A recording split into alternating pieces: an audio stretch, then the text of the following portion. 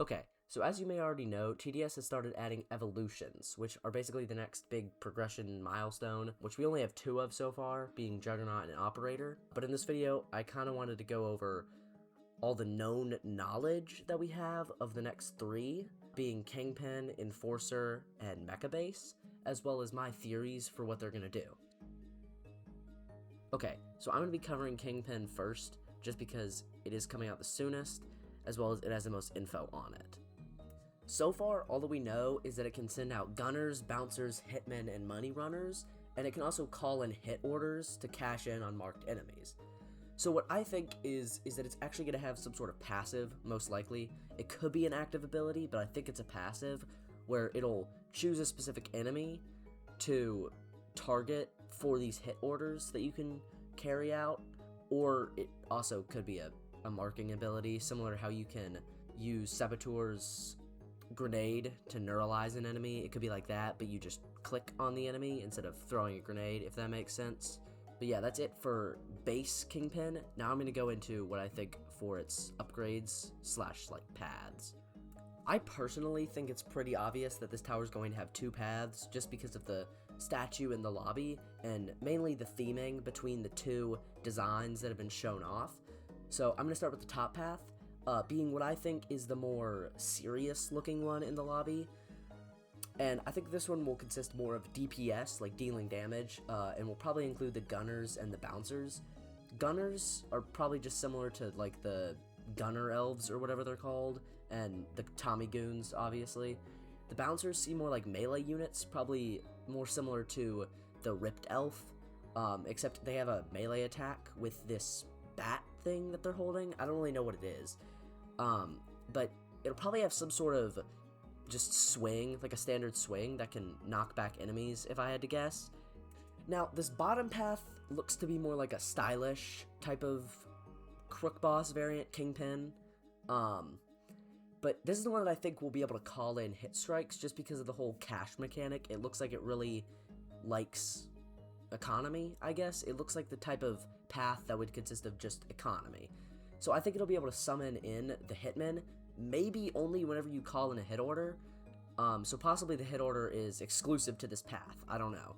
But you can probably summon in the hitmen via the hit order, as well as the money runners, since that's what a money runner does. It'll basically they'll bring the money around. I don't know how that's going to work as a unit, as well as I don't know how the hitmen will work as a unit, because it just seems like a very strange mechanic, but I am excited to see how they end up taking it on.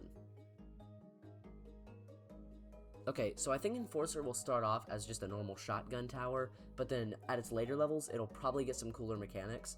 I think one mechanic that they could use throughout the entire thing is it being similar to Sentry, how Sentry used to like ramp up in attack speed, so it could do the same thing. So like for however long an enemy is in its range, or enemies are in its range, it'll just slowly attack faster and faster, which could actually be pretty cool. But I think at its max, or even just later levels, it will have an ability to summon backup, because it does state, or the developers have stated, that it can call in backup when things get messy. Now, I don't know if this means that it can or that it will. If it means that it will, that would probably mean that once your base health gets low, it'll summon in reinforcements, which I think that's kind of a dumb idea. But an active ability would be better, where it can summon in a SWAT van, for example, how the old Enforcer used to be able to do, which I think that could definitely be cool. Or it could also just summon in like smaller shotgunners or enforcers. I'm not really sure. That's all I really have for this tower. It's kind of one that we don't have a lot of info on yet, but the next one we have even less info on. Okay, so the final evolution I'm going to be discussing today is Mecha Base. Now, technically, yes, this one's already in the game, but not in evolution form, so that is kind of where I'm going to be getting a couple of the ideas for this evolution. This is an evolution that I see that will likely have 2 paths, just so that it's not a cool buffed version of Military Base, since that's what it is an evolution of. I think that the top path will be more similar to a tank, I guess, even though it is a mecha base, so mechs.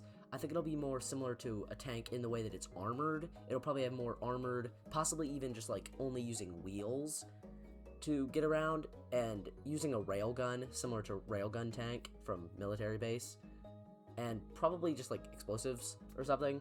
Okay, so bottom path is probably going to be more similar to how Mark 4 and 5 of the mechs on the current mecha base look, being more humanoid and having more miniguns. So I think this path will focus more on DPS quicker rather than long time survivability like top path will do. So this one, these mechs will have less health and probably be faster, but like I said, have miniguns and probably just be able to shred anything, but then die really quickly. Alright, that's all I really have to discuss so far, since we don't really have a ton of information on the evolutions after Kingpin, and I'm excited to see how Paradoxum ends up taking on these concepts, and hopefully they get more exciting and more unique as the evolutions come out. So yeah, thank you for watching.